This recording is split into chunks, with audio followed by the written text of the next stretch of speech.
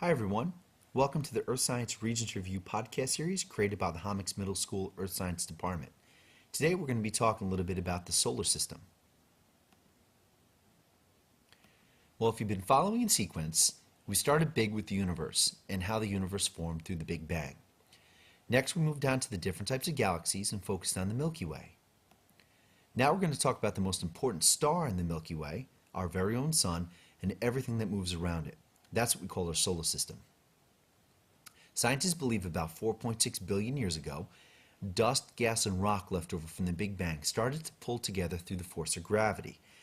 That pulling together caused those rock fragments and dust fragments to collide together through the process of accretion. This was basically the very beginning stages of the formation of our planets, including our own Earth, and the formation of the solar system as we know it. Well, in order to be part of the solar system, it has to move around the sun. That moving around the sun, that motion is what we call revolution. It's our orbit. Now, revolution is important because it gives us our seasons, months of the year, and it also takes us one trip around the sun in about 365 days.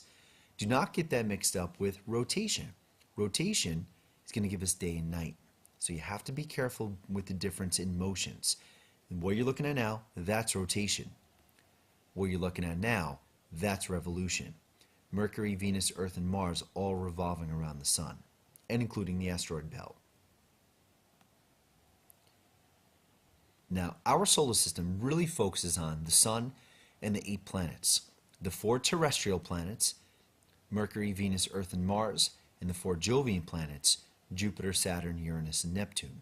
Now, this picture is not only going to show you the 8 planets, but many of the moons, and some of what we call the dwarf planets, which includes Pluto, that are found in the solar system. Now, this picture is going to show us 88 total objects, and you're going to see why Pluto is declassified, because many of these objects we'd have to include into the solar system model if we kept Pluto a planet. So here we go. So there's the 4 Jovian planets. Now we're going to go into some of the terrestrial planets here. And this is going based upon, in order based upon diameter, equatorial diameter. So you can see how many objects have actually been documented with at least a diameter of 200 miles. A lot of objects.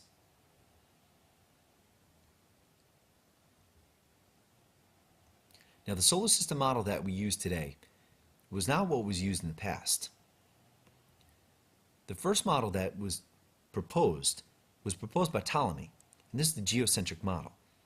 During Ptolemy's time, there was no solar system, there was no galaxy, it was just a universe. Ptolemy couldn't feel the Earth move, noticed everything rose in the east and set in the west, so we must be the center of everything. That's your geocentric model, or Earth-centered model. Geo means Earth, centric means center, Earth-centered model. Well, it wasn't until about Copernicus came around, and Copernicus proposed the heliocentric model, which is the model that we use today. Helio means sun, centric means center, sun-centered model.